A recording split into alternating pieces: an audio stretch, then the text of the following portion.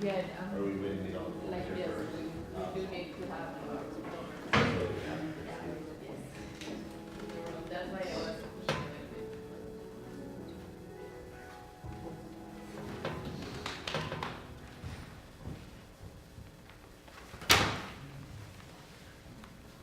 Here, so your chair, I'm sorry, perhaps I wasn't that clear. It goes through, it's that one? Yes. And it's gonna go right, I was just thinking about it, it's gonna go right there, right? Between Yes. the squares. Exactly. And it will, can you put it just Yeah. here? In front of these other two? Yeah, That will be. after we do the show, I'll vow that I'll put it right back. Yes, exactly. I will leave it there so it's easier for you. Thank you. Right. Yeah. But then you can help. Yeah. And that little box is staying in the stage. You can take it out. Ashley? Yes. Sorry. After the performance ends, could we take out the little box? Jason will. Thank you, Jason. That was the only thing that I was thinking. Yes, no, they're probably gonna leave a lot of my back there. Yeah. No problem. Great.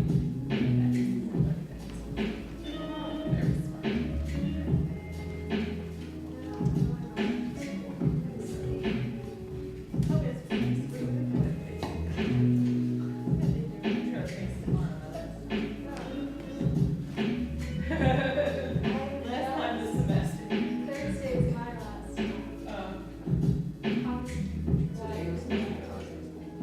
Really? But I wanted to.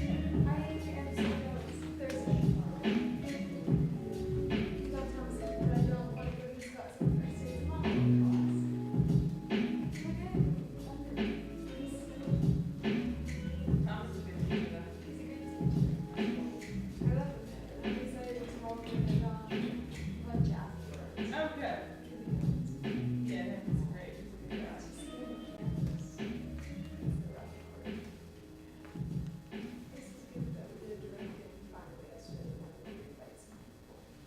Oh, how'd that go?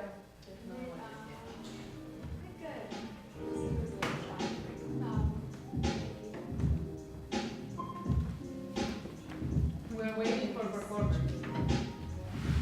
They come to 10 this morning, right? Yes.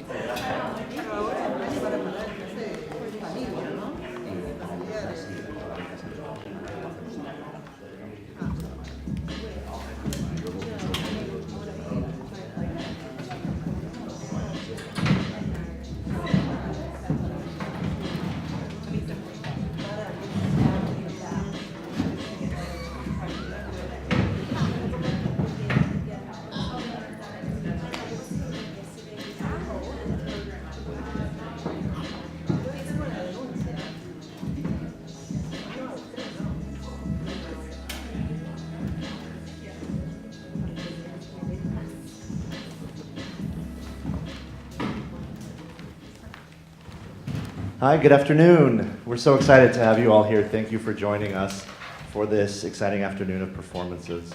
And welcome, if this is your first time in the conference, to the Performing Screens Conference.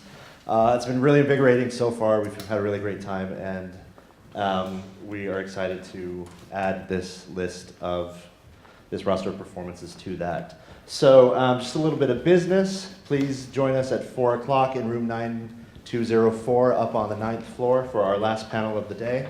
And then also our keynote address will be tonight at 7:30 p.m. in the James Gallery by Professor Sarah Bei Chung.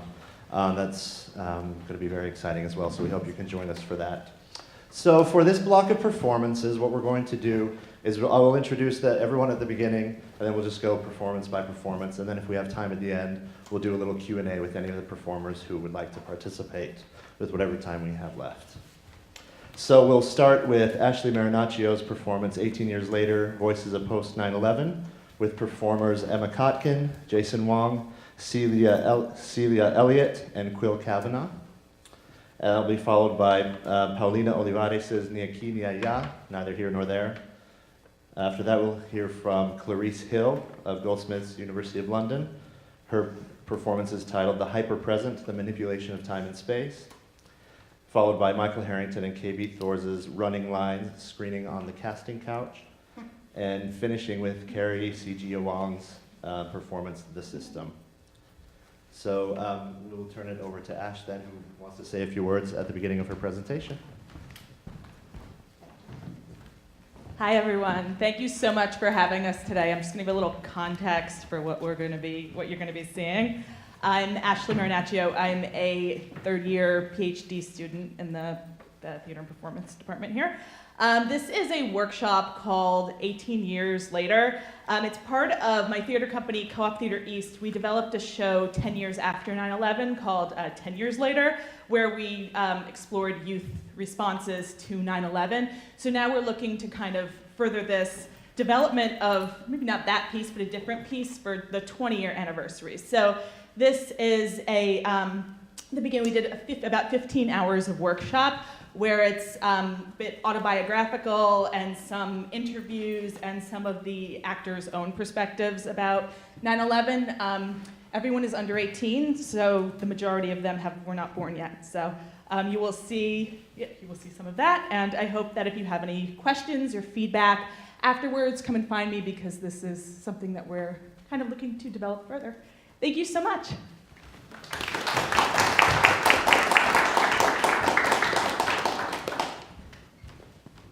What was it like that night going to bed knowing that all this happened? What happened when you went to bed that night? Do you expect to hear from people who went missing for a few days?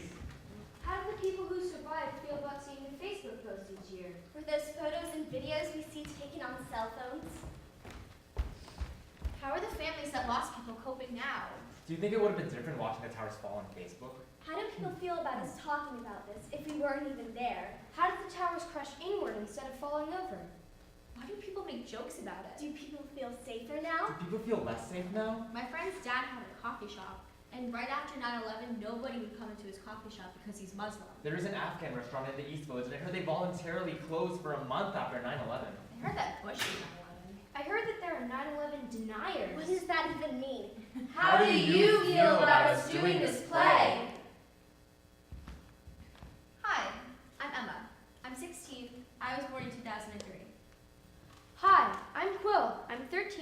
born in 2006. Hi, I'm Ciela. I'm 12 years old and I was born in 2006. Hi, I'm Jason. I'm 18 years old and I was born in 2000. We don't talk about 9/11 much. We used to talk about it a lot in middle school. They'd have firefighters come in and talk about taking dead bodies out of the building. It was traumatic. For me, it was hard to listen to. I was 12 when they started doing this. We were shocked because we knew how bad it was, but we were even more shocked in how many people lost their lives and how affected people were. We haven't talked about 9/11 yet.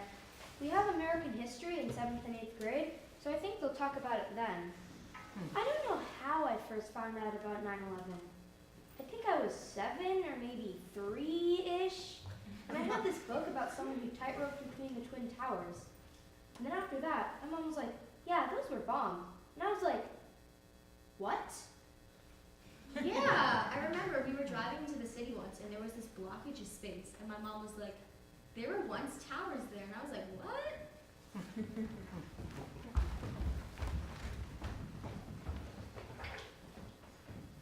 The Twin Towers were supposed to be the pinnacle of New York City. You'd see them and say, two towers standing next to each other at equal height, that's New York City. There's something that's really weird about them.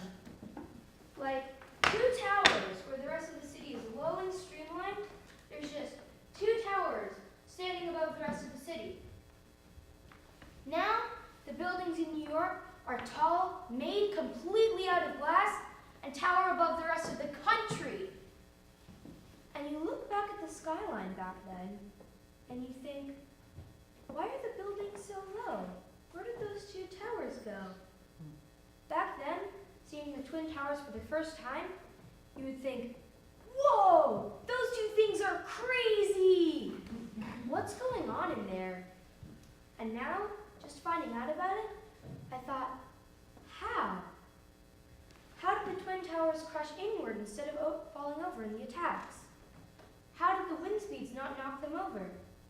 As anyone who studied the architecture of New York City knows, New York is a pretty windy place. That's why the city sort of looks like a turtle shell, so that the wind speeds don't knock it to pieces.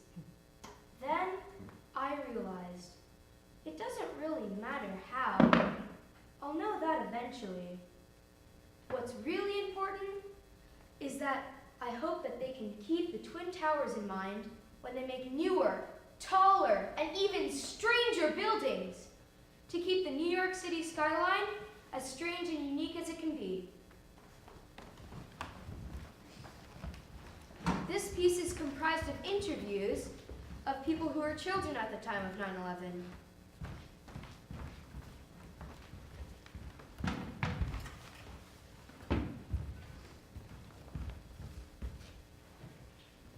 I was 10 going on 11 when 9/11 happened.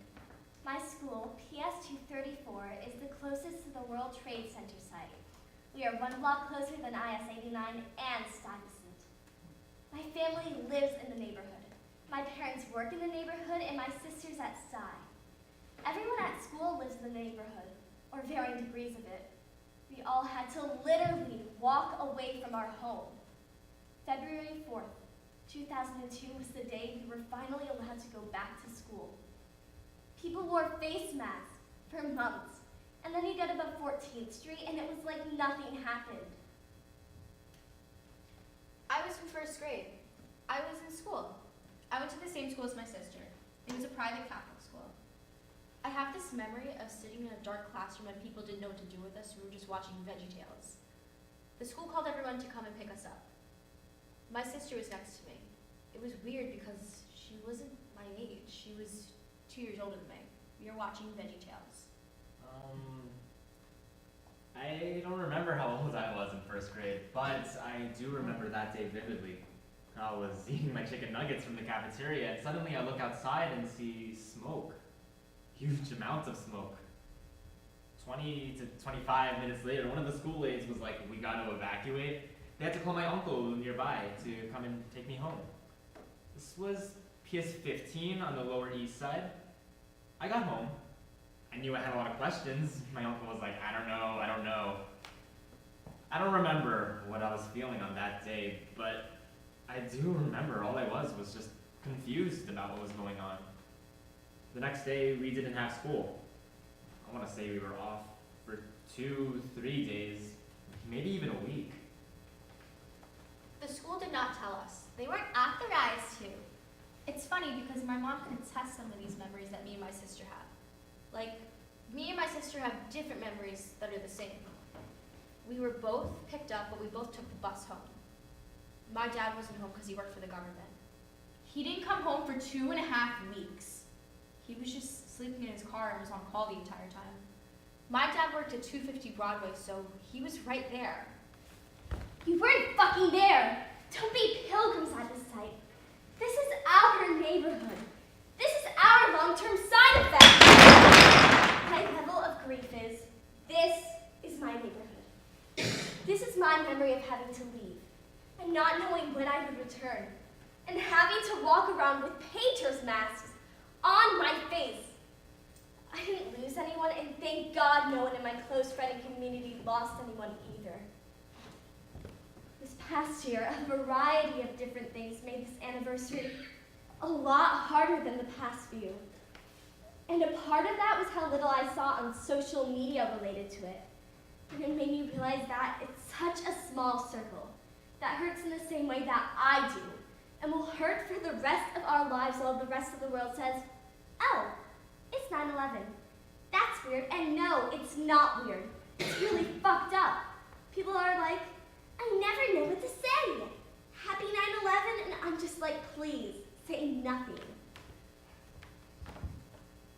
It makes me really sad to think about it. Especially to post on social media. Like, it isn't yours to post. It's weird. I know. It affected everyone, especially in this state, in New York, and worldwide. In first grade, we were children before 9/11. We used to go outside, have fun, play tag and stuff. Ever since that day, it just didn't feel the same.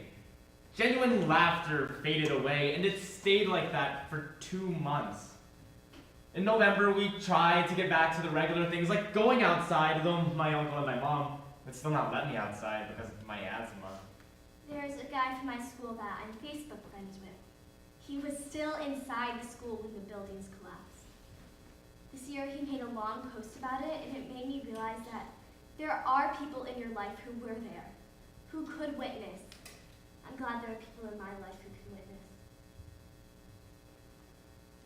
I think a lot of people, myself included, are willing to forget. I don't know if it's a good or bad thing. Because forgetting something could be detrimental, but it's become the norm in the environment, desensitization. There are 1 to 3 school shootings a day in America. So it's not wild anymore. It's okay, that happened. But we're still complacent about everything else that's allowed that's happened. And my generation, we're of a norm that we're just depressed anyway, so that's just how it is. Some legends are told, some turn to dust or to gold, but you will remember me for centuries, and just one mistake is all it will take. We'll go down in history. Remember me for centuries. When did you have your first lockdown drill? I had my first lockdown drill in 2nd grade. I don't remember school without them. You have these really narrow windows, and we cover them with posters and hide in closets. I had my first lockdown drill in kindergarten. They said, okay, everybody, go into the corner and be quiet. I just thought we were playing a game. In 2nd grade, the teacher would scream at us and threaten us if we made the slightest noise. Shh! Quill and Jason, be quiet now. I remember I was having a fight with a kid that I didn't like, and my friend was laughing. I was not a good student in 2nd grade. At my first lockdown drill, I kept having to turn around to the students who were talking and tell them to shut up. I was one of the kids talking. I thought we were just playing hide and seek. Is it a good thing to learn fear at this young age? Is it better not to know, or to know and be aware? I heard this really weird rumor that Donald Trump wanted to give guns to teachers. Is that true? At my school, we have this new system called Alice. Alert, lockdown, inform, see, I don't remember what that's for, and E, to evacuate. We hide literally in the corners of the classroom. We have to grab weapons like books or pencils or whatever we can to throw at the shooter so he can't shoot. Because the shooter can't shoot if they're being bombarded by students. They'll get distracted and end up not shooting the classroom. We have to barricade the door so that the students can be protected and the shooter can't get into the classroom. We're told that the teacher doesn't have to protect the students, that they have lives too and they have families too, and that's everyone for him or herself. So they're not responsible for us. They don't have to protect us. I was taught politics at a young age, so for me it's really not a choice anymore. I think the younger you are, the more you should know, so that you can make informed decisions. Honestly, I feel the need to own a handgun, a concealed carry as I get older, especially as I learn more about the world and get older. About 3 months ago, something really traumatic happened to my best friend, and it's changed the way I view the world. I am going to buy pepper spray soon. Me too. I would never want a shotgun, but I'm a girl. I want something to protect me. I was 6 when I became this Cub Scout at Pack 142, and at these meetings we'd often see this poster or this flag of New York City, a silhouette of it during the sunset, and the words over them, never forget 9/11/2001. I didn't know what that meant at the time, and I thought it was pretty cool. Might become an artist one day, who knows. I kept seeing these words, this poster, throughout my meetings, throughout all my Cub Scout years. Still remaining not knowing, never forget what? Never forget my lunchbox, never forget my ridiculously overpriced Cub Scout book. Sure, I can bring that. Never forget the lives that were lost. It Never wasn't forget. until I left Pack 142 that I began to realize what it was I was never supposed to forget. Never forget the lives that were lost. Never forget the bravery shown by first responders. Never forget that casualties are more than just numbers on your screen. Never forget to fear. Never forget your cell phone. Never forget to stay away from bags on the train. Never forget to stay away from a window in an unstable building. Never forget your active shooter protocol, your ABCs. Never forget that when you call 911, they'll come faster if you say someone's unconscious. Never forget that calling 911 won't always save you. Never forget you're a minority. Never forget who did this. Because how could you forget? You can't forget. Because once you open your eyes, you realize that 9/11 really never stopped happening. And you wish you could say it doesn't affect me, just like you said to politics, until it does. October 31st, 2017. I was a student at Sty, and I cross-dressed as a cat girl over Halloween. Guy runs down Hudson River Park's bike path in a rental truck, driving as fast as he can to kill 8 people because he heard from ISIS that it's a great idea to do it on a holiday. Crashes the truck, yards from my school, 2 stories directly below me. I didn't go trick-or-treating that day. And when the news began to roll in, I wasn't concerned for the safety of me or my loved ones, just holding that fear of my friends are going to get so much shit for this. Because Tribeca is a land where there are more dog walkers, Chipotles, and 6-year-olds with Nintendo Switches than people who have actually struggled to get where they are. And God forbid that the moms from the public school across from us hit us with the, she's dangerous, stay away from her. 9/11's legacy to us is a strange sense of fear because things have never exactly been the same. My mother, from whom I have learned what empathy and compassion really are, saying the words to me, Jason, be careful around people practicing religions. They're dangerous and they'll do anything to get what they want. the more I let go of doesn't affect me, the more I realize it does. In the dark, I still remember to make 3 left turns and then a right turn to check if I'm getting followed. To stand still and let people pass so I can watch their backs and they can't watch mine. That The eyes, the nose, the ears, they all make easy targets if you need to run away. Remember to yell fire, not help. And that being short and Asian makes me an easy target. I felt disgusted when for the first time I felt that I wanted to own a firearm out of fear for myself and my loved ones because I shouldn't have to feel this way. But the more I learned, the more I feared. Should I really have explored my place in the world if all that comes from it is fear? Maybe things would be different. If I was still a Cub Scout at the age of 18, never forget what.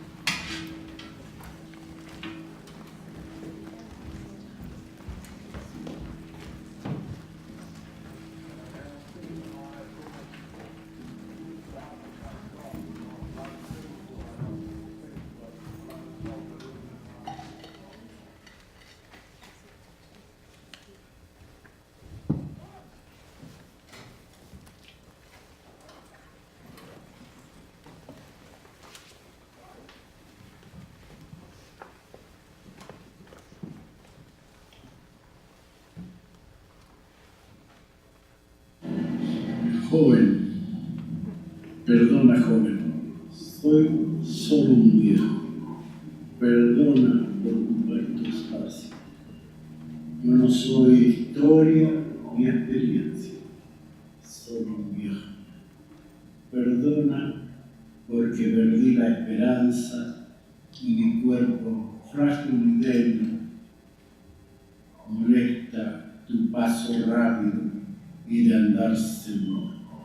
Perdona que sonríe, es solo para ocultar cómo mato mi amargura ante un destino incierto, sin salida. Perdona, joven, soy un viejo. Esto para ti, quizás incoherente, pero te pido que alfombres el camino que para mí ya se termina. Fui un observador del mundo y por esto yo te digo, no distingas tu figura, es solo el alma que perdura. Perdona, joven, te recuerdo, tapice tu camino con amor y sabiduría, que tan solo un instante nos separa hoy en la vida. No hay manera de evadirse cuando el futuro ya es recuerdo y seas tú quien así escriba.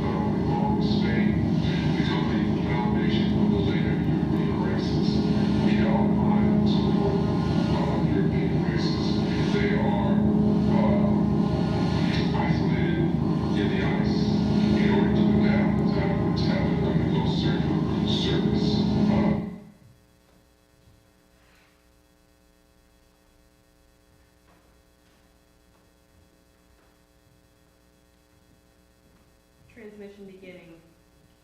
Right here, right now, we are present. In the next moments and in the moments after, a constant state of instant nexus.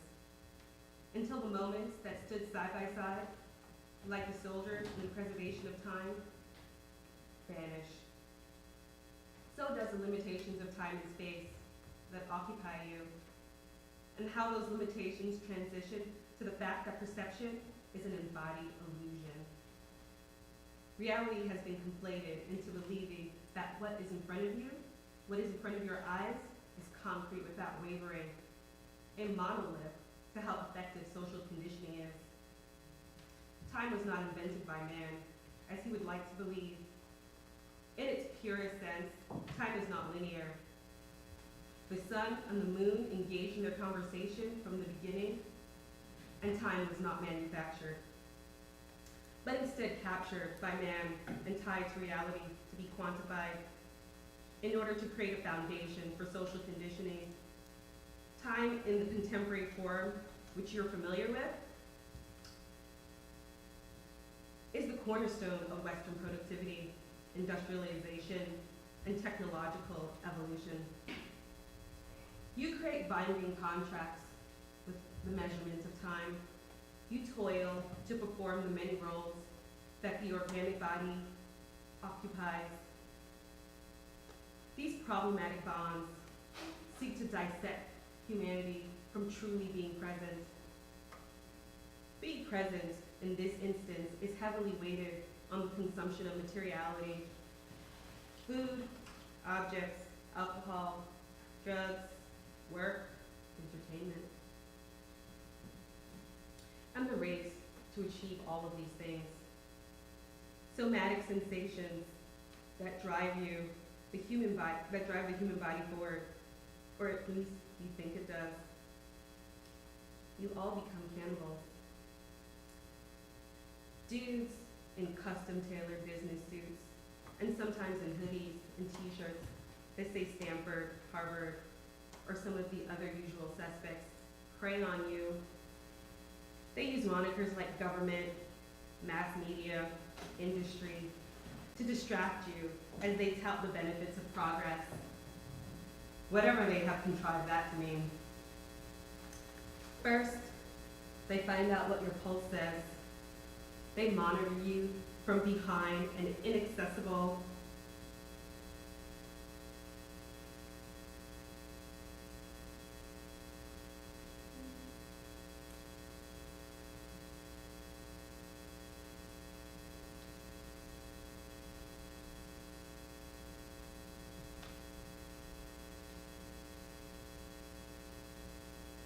First, they find out what your pulse says.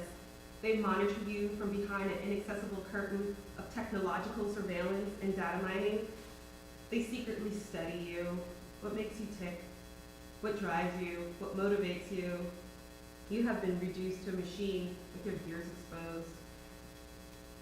Your voice, as it vibrates through the airwaves, becomes your signature in the database.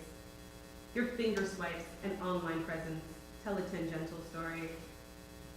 When you started to feel the energy of the gaze from behind the curtain, they assured you it was for your benefit. They allow the neutralizing agents, also called laws, to fall through the ground and to rot in the pit of your stomach. Over time, you accept your role as a digital consumer, and you start self-reporting, giving it all away in the subtlest ways. An email, a tweet, a viral sharing of an image, all laced with your digital DNA. The black mirror is deceptive.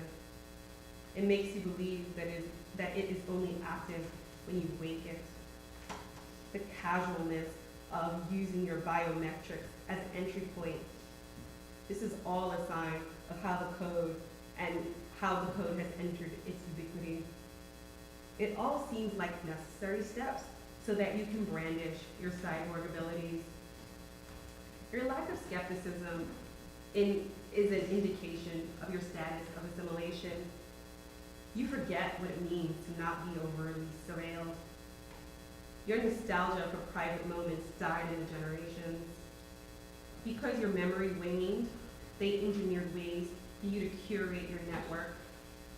The profile being at the forefront of your new pseudo-agency. These interfaces lead to interactions, lead to the sustained distribution of your thoughts and information. Your thoughts, your information,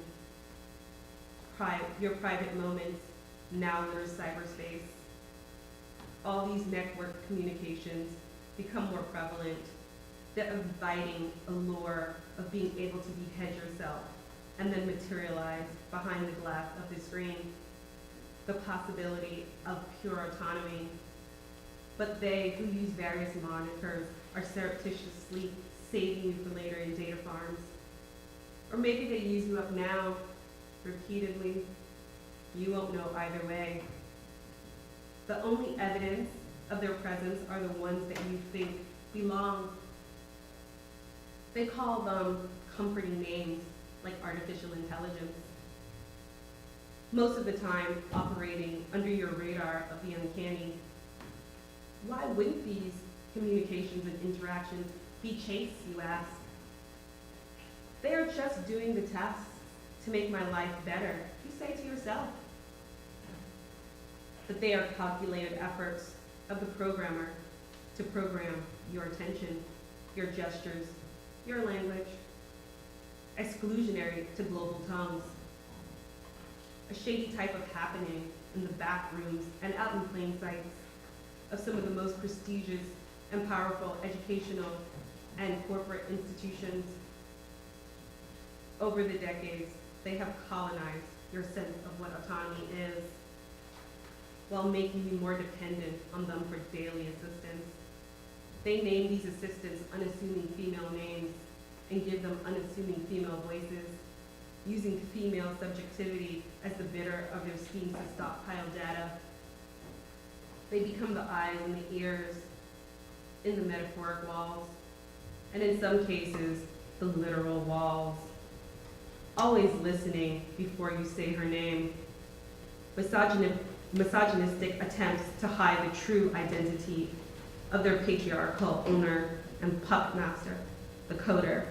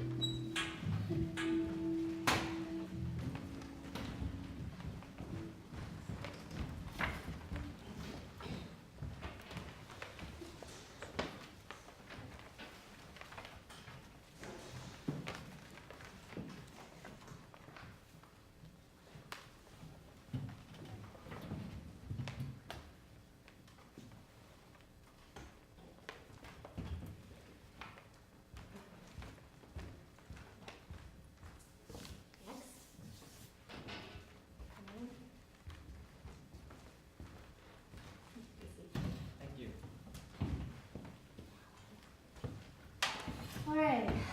Name? Michael Harrington. Michael? Yes. Prefer Michael? Yeah, Michael's great. Yeah. Yeah. The magic like moments. You can call me that too if you want. Well, you have to earn it. Okay. Age? I am 29 years old. Right. What brings you in today? I saw a casting call for an acting position, and I really want to get into acting, and I decided to respond, and I'm here now. All right. Well, get into acting. Do you have any acting experience? I have a little acting experience, but not much. It's something I'm really trying to start. Go getter. 29. Yes. What is this little acting experience? I've done some indie films with friends. I've worked in sort of bigger budget things, but more sort of on standby roles. And I'm really trying to look at to try to get to the next step. Okay. So indie movies are these like shot on iPhone kind of indie movies? iPhone and other things too. Friends of mine in universities and things of that sort. Okay. What was your favorite role played so far? I once was a Jersey gas station attendant. I'm from New Jersey, so it was pretty easy to get into character. I don't know if that's the best seller or acting skills, but Well, we've got a lot of Jersey characters. What were you wearing as a gas station? What was I wearing? Sort of these like beige overalls. We made sure to get like a little thing for my name. We were outside; it was very hot the entire time, but I think it turned out pretty good. One strap, two straps. It was two straps. Yeah, it's two straps. Denim. Yes. Is that your choice? I wanted the name thing, and I just sort of went with what the director wanted.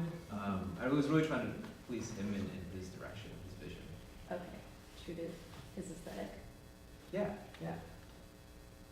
All right. I do like the look of you. Could you stand up for a moment?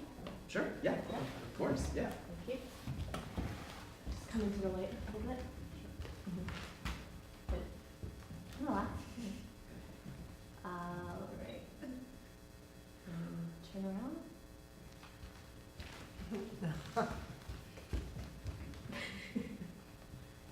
Relax. All right. Turn again. Slower.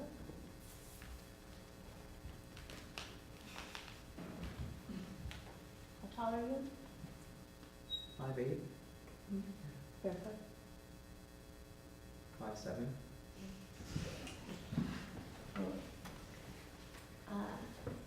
You have an interesting look. Thank you.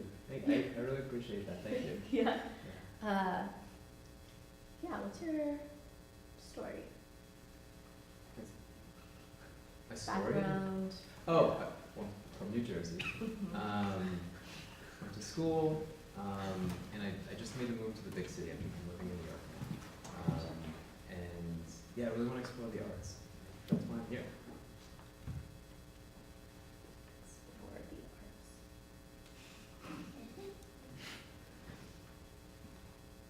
You tan easily? Tan? Yeah, I do. Yeah. Thoughts on tan lines? I actually really don't like. Yeah, I try to do no tan lines. But it's. I mean, I don't know what you're really. There's some Jersey background here. It's okay. We can work with that. Okay. Are you willing to cut your hair? For like an acting role? Sure. Yeah. Like whatever role you're saying. Yeah. Okay. Yes. Good. Diet, Mm-hmm. shave. Mm-hmm. Have you dyed your hair before? Once. Yeah. You sound like it was scary. I would do it differently next time, but I'm really down to do it. Okay. What color did you choose? was going for like a blonde. It got too blonde. But if that's what a position calls for, I would do that. I don't know. The blonde, you would? Yeah, I would. Okay.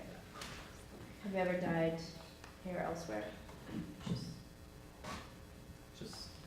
Just up here.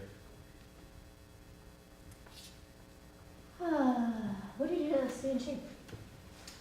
I go You have a running. pretty good shape. Thank you. I run, go to the gym, you know. Yeah. Huge. The usual, yeah. Okay.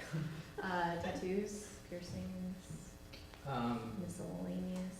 No piercings. I have one tattoo.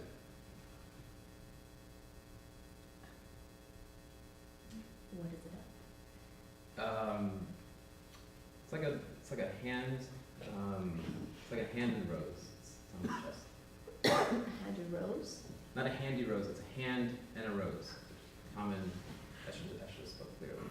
It's a hand and a rose and a card. It's on my chest here. Okay.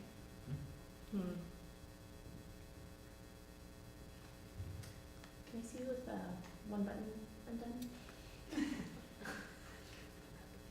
The button on your shirt? On this? Okay. Okay. Yeah, if you're all right with that, of course. Yeah. Okay. Oh. That's a man jewelry. Yeah, well, yeah.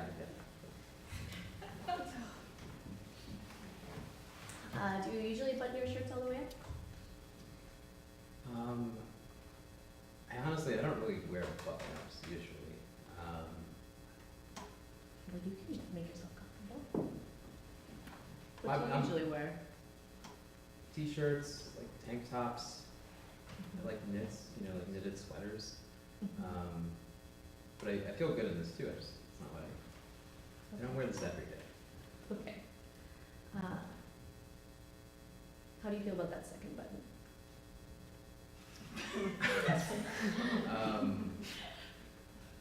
Are you asking me to undo it again? Well, I'm not saying how you feel about it. Maybe aesthetically. I don't know. I mean, We're not really a place of like high business here. A lot of our roles are also like reality TV, so I'm trying to get to know you. Is this too formal? Because I'm It's not kind of I'm not like formal. this. I could be not formal too. Let's see what that looks like. Okay.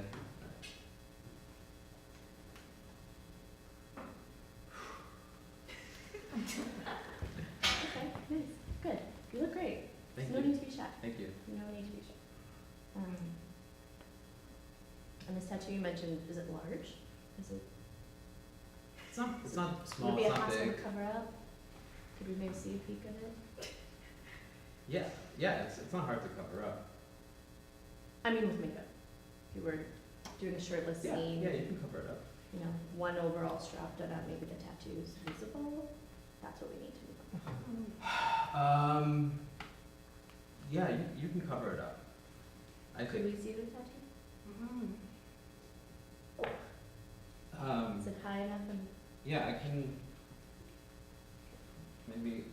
Okay. Okay, that's pretty. That's cute. Thank you. Yeah.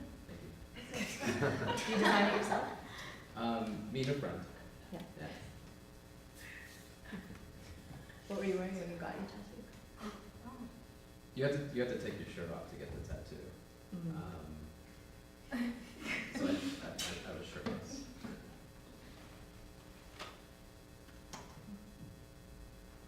Okay. Oh yeah. Would you describe yourself as shy? No. No. I'm not shy. Your Instagram account doesn't look very shy. What? Your Instagram account? It was on the registration papers. Social media. Oh. Promotion is a big part of our projects. Yeah. No. I do have an Instagram account. I guess you looked at it. I hope you liked it. My assistant looks at it. He looks at those things for me. And he liked it. I why you're here. Do you work well with other men generally? Yeah, yeah. I have a lot of male friends. Yeah, Yeah? yeah. Sometimes that's an issue. Men working with other men. Like on set. You know Is how that to, what you mean? yeah. Huh. Mhm. No, I can do that. Yeah? Yeah. Kind of a guy's guy? Sure. Yeah. Yeah? Yeah. Okay. I'm a guy's guy. Cool. Okay.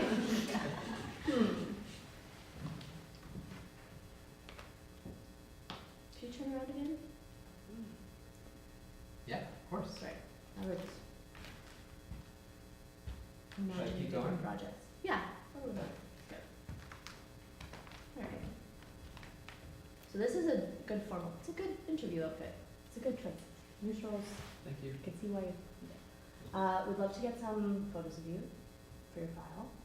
A little bit of footage, ideally in some different silhouettes. So I have a little costume bag here. If you'd be okay throwing on another top or two.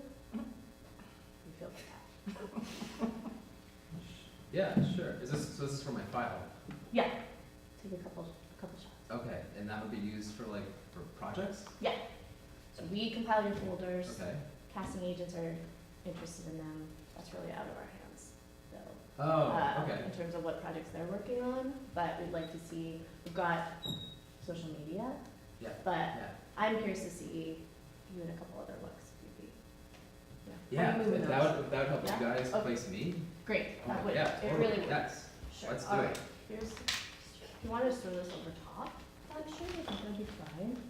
I think it'll fit you okay. I'm just gonna take a couple. These are very casual. We're not gonna, print these or anything. Okay, what is this? It's a sweater. It's a hoodie. Okay. Yeah. Yeah. All right. Here you go. I think it's a medium. Feels a little big, but do I look okay? Yeah. Yeah, looks good. Back up a little bit. It looks like meat. Okay. Well, good God. Let's see here.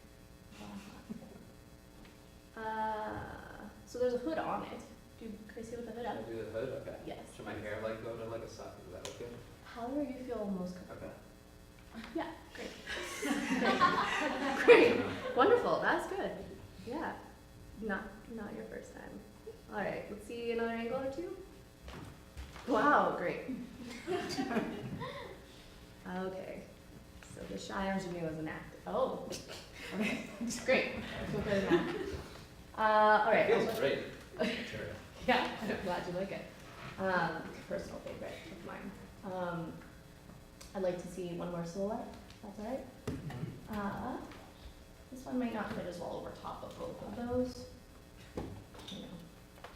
But it doesn't have to be an exact fit. It's more just to get a range of styles, if that's okay. So here's this one. To take this off. Yeah, I think that's a good idea.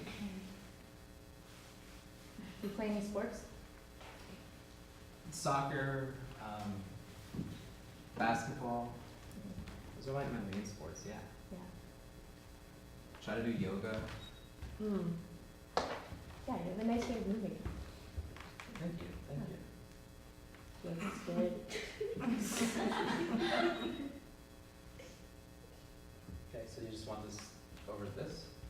I think it'd be better not over that. Oh. Yeah, like a tank top. So we can see you in a tank top, especially if you don't usually wear dress shirts like this. Okay. That's all right? Yeah. Yeah. Okay. Give it like a changing room? No. I mean, it's only me here. That's okay. Oh, okay. Yeah. I mean, that's all right. We can No, skip this this is part. fine. No, this is fine. No problem. No, I can do this. Are you sure? Yeah. Wouldn't want to make you. I just didn't want to, I thought there might be a room or something. I'm good. Yeah. Thank you. Oh, I gotta take, okay. Oh.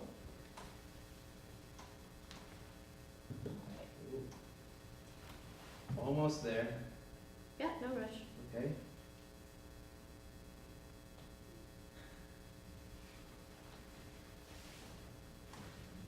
I'd offer to help. question. Can I put this here? Sure. You mentioned you're usually wearing t-shirts or tank tops, right? Yeah, I don't know if I'd wear this, but I could get used to it. I think it might suit you. Yeah? Yeah. Oh, wow. Yeah, that's great. Good, thank you. All right. And could I see you walk a little bit? Get a sense of your movement? Sure. Good. Thank you. Great. Nice turn. Thank you. All right, could we look up? See how tall? Yeah, great. Slow down. All right. Should I keep walking? No, that's good. Okay, All right, so we just do a super quick sort of range of emotion, reaction time kind of thing. So try not to overthink it. Just relax. Try and go with the flow. So I'll ask some sort of quick questions to just kind of keep things going, get a sense of your personality. Okay. Dogs or cats? Cats. Cats? Yeah. Hot or cold? Hot. Hot. Boxers or briefs?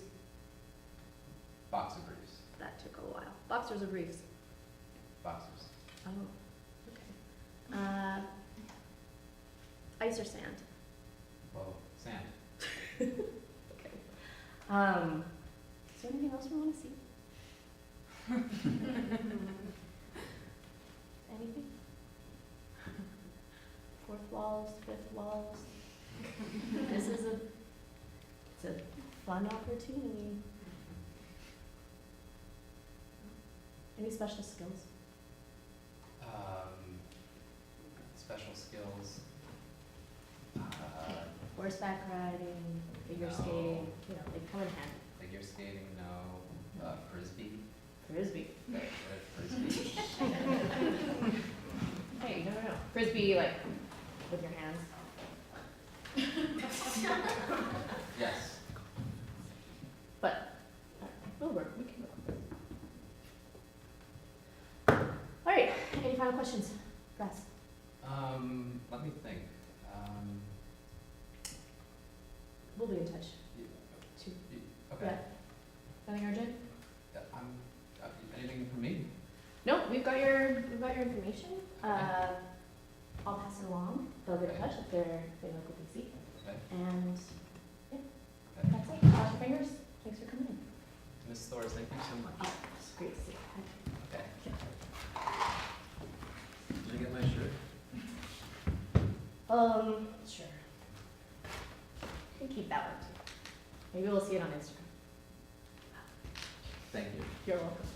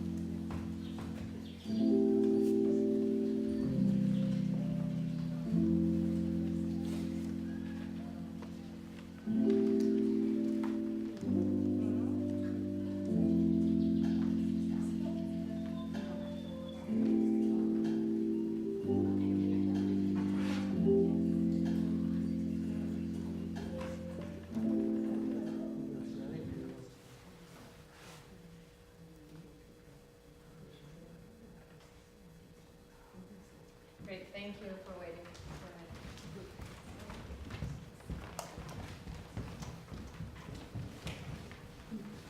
for it.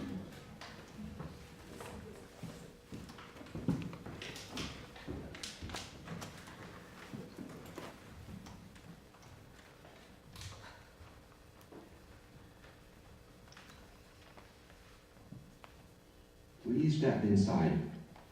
Candidate 3752, please step inside.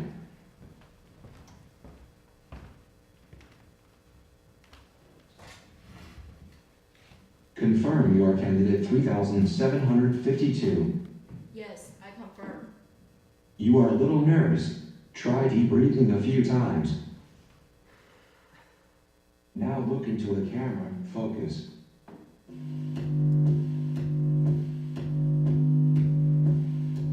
Good job.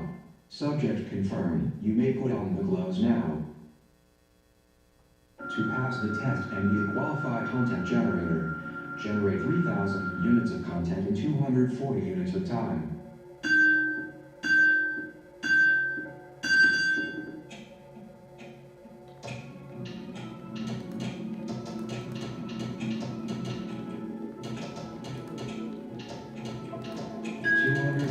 Current speed.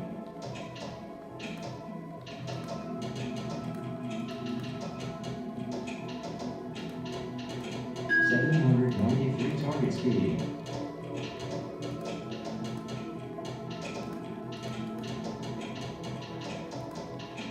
128 units of content generated.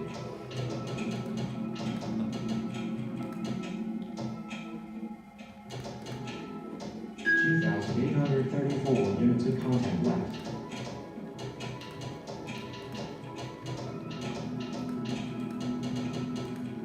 191 units of time.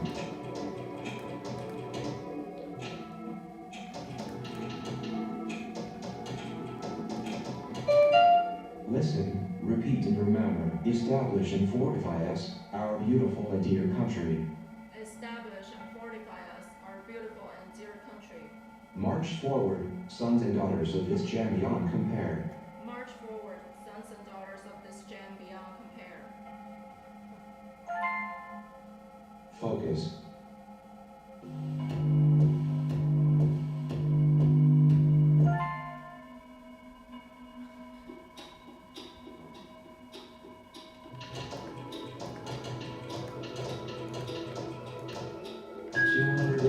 Current speed. 945 target speed. 354 units of content generated. 2,610 units of content left. 143 units of time.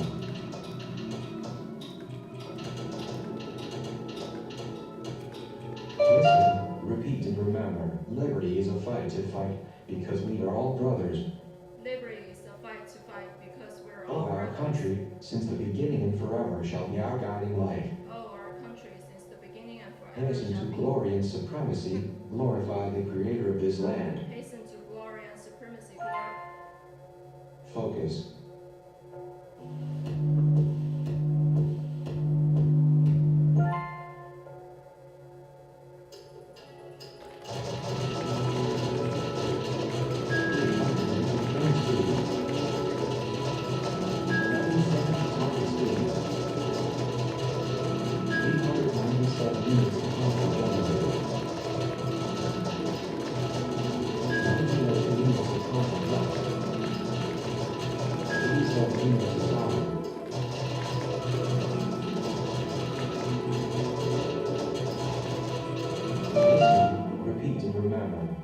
We rise up to the cause of freedom, proclaiming victory. At last we rise Holding up to high the the cause banner, oh so fearless and courageous, our object of faith, our death will be our motto, that nothing can tarnish. Pressing onward, towards the ends, an intense dream, a mission. Focus.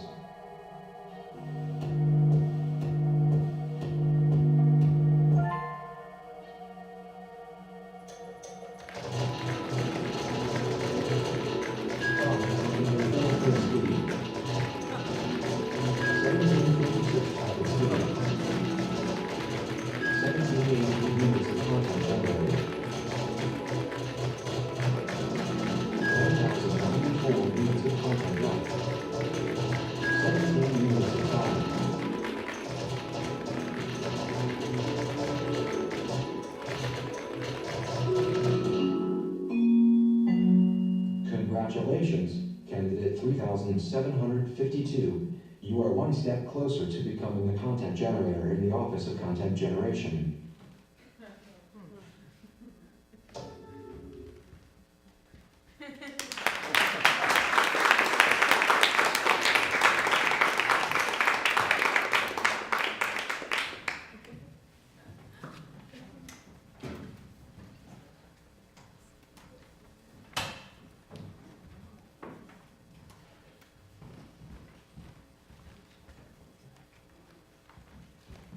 All right, so we've got about 8-10 minutes for a Q&A. Any of the performers who'd like to participate are welcome to come up. We've got some microphones we can pass around.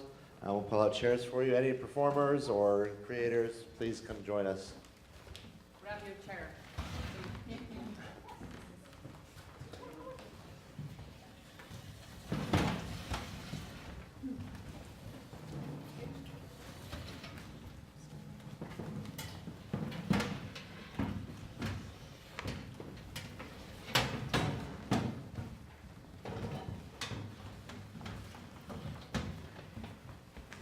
All right, so yeah, if you could just pass the microphones around. And since this is being live streamed, if you have a question, just raise your hand and I'll bring the microphone to you so we can make sure that everyone can hear.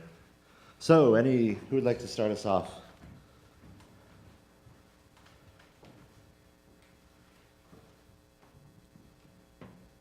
I will.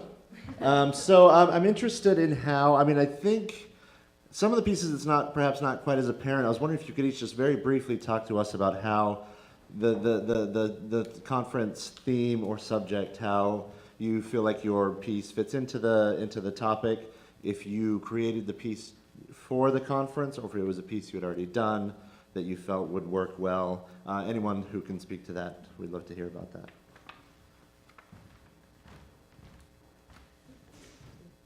Ash, how about you? I thought that was for me. Yeah, well, we spoke a lot, we did a number of workshops that led up to this performance, and we spoke extensively about technology and the use of screens and what it means to watch the images of 9/11 over and over again. And for many of the kids, that's how they learned about 9/11. None of that made it into the final script for time. So we had a whole chunk that we ended on the issue of technology, and then we ended up cutting it just for time and trying to streamline what the message is of the piece. And since the rest of the piece didn't really go into technology and screens, we just cut that. But I think in the next iteration, we will bring that back.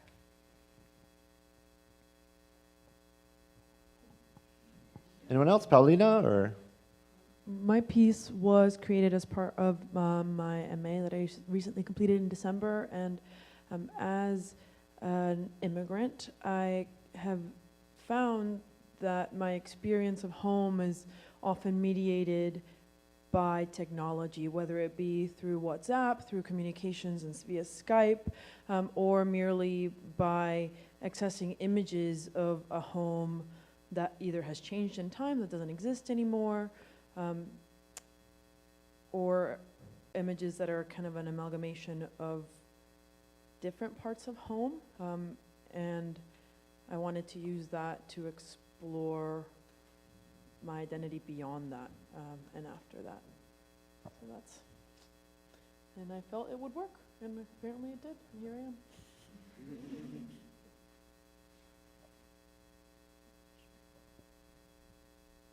So in my piece, the system, screens are part of the system. It's kind of like a platform for control.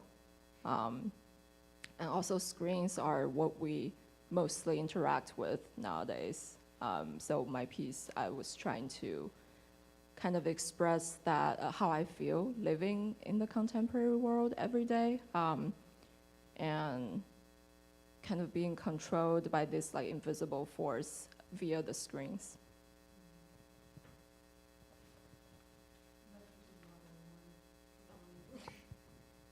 Yeah, mine is about like living digitally and digital consumers, and just kind of like how we give our information data away, and it just becomes more and more ubiquitous and kind of like common to just like do that. Like people sign agreements, they have no idea what they mean. They buy devices, they have no idea what they're doing on the back end besides for what you want them to do. So.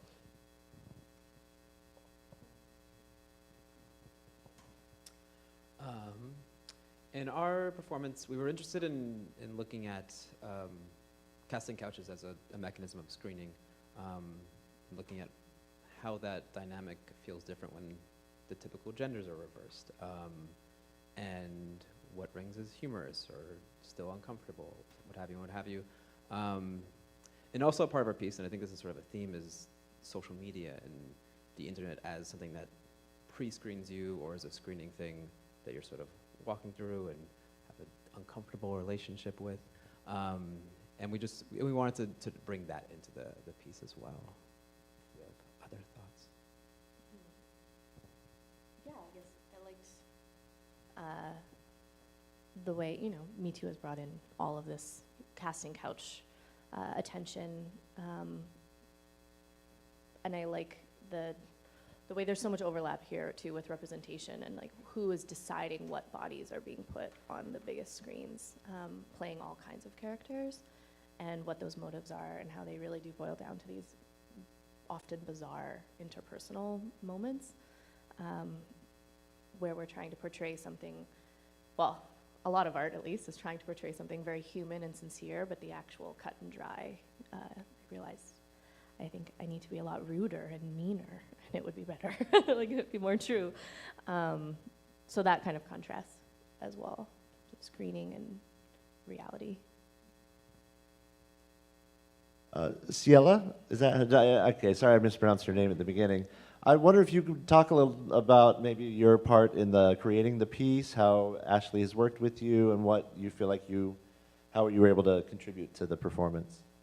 Ashley has been like amazing to work with. She cares so much about it, and it's just been a really fun experience. I feel like I contribute to it by like adding like a youthful element. I remember today, like I was making some joke, and the cast was like, "Yeah, that's why you're adding youthfulness to it."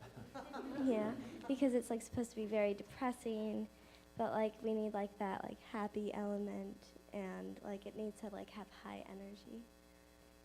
Whose decision was it to have swearing?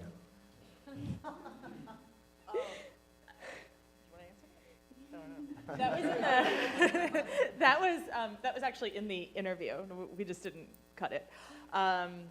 But how did you feel about that? Because when Quill read that, he was like, "Oh, I'm not allowed to say these words, so I'm just gonna skip over that."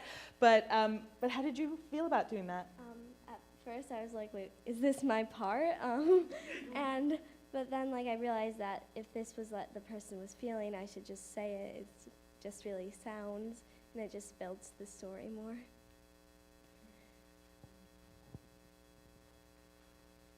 Carrie, perhaps you could talk a little bit more about your. I appreciated how it wasn't exactly. I mean, it's sort of had that very sort of that futuristic, very 1984 totalitarian feel.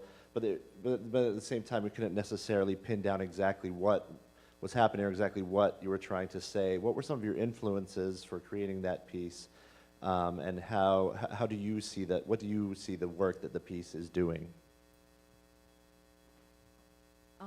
I kind of deliberately kept it general, so maybe everybody can feel a little bit of reality in it. It's very hard to say what exactly that I am trying to express, but it's generally how I feel, this kind of mechanical interaction with machines, with the system, the social structure, that you don't know exactly what's going on, but you're following the rules. That's what I'm trying to do there. Any questions from the audience? Paulina, maybe you could talk to us a little bit about the specific political context that you're. I mean, I know it's not an explicitly political piece, but clearly, you can't talk about these type of things without referencing, however indirectly, the political reality of the situations you're talking about. Could you talk a little bit about that and how that informed the piece? Of course. So, funny enough, when I was developing the piece, I came to my tutor really heavy-hearted, and I looked at him and I said, I think this piece is going to be really political, and he laughed in my face, and he was like, of course, because all of your research has been political and all of your history is political. The opening sequence is a poem by my grandpa, that is my actual grandfather, dressed in his traditional Chilean garb, reading a poem that's his favorite poem to recite, which is a calling to the youth to rise up. And my grandpa was greatly involved during the Allende administration. He was the president of his labor union, and during the coup d'etat, which happened under Pinochet, he was missing for 3 months. So that's a really common story in Latin America. Everyone is touched by it, either on one side or another. And the more I read into Latin American history, I realized that Chile was not the only country who was experiencing that, even at that time. It included Argentina, Nicaragua. I mean, the history just goes on. And I realized that this history, this story of this fragmentation of history had happened not just in recent memory, but you could take it all the way back to like the first colonialization. And as much as the experience, so that the second video is of the desert in the north of Chile. And I realized that at some point the image of the desert became the image of the border for me. And I don't know if it's because I'm a Latina living in the United States, where the southern border is the border for me. I mean, we don't think about the northern Canadian border as the border for some reason, even though it is. So despite the fact that all of my references allude to 1970s Latin America, they're still very present today. And sadly, very present when you take into account not just Venezuela, but all the other countries that are currently experiencing turmoil, which are not being talked about in the US because of interests that are not there. It just felt remiss. I felt remiss not including these themes as a Latin American artist. So that's a bit about it. Okay, great. Well, thank you to our participants, to the performers. Thank you all for coming. If we could have another round of applause for the great performances. And thank you especially to Frank Henschker and the whole cast, Michael Cicero, the whole team of the Siegel Center for everything they do. Thank you to Alex Viteri, Arturo, our volunteer as well, for making this possible. We hope to see you all upstairs at 4 p.m. in room 9205. Is that right? 9204, yes. For the final panel of the day at 4, and then of course for our keynote address tonight at the James Gallery at 7:30. See you all then. Thank you so much.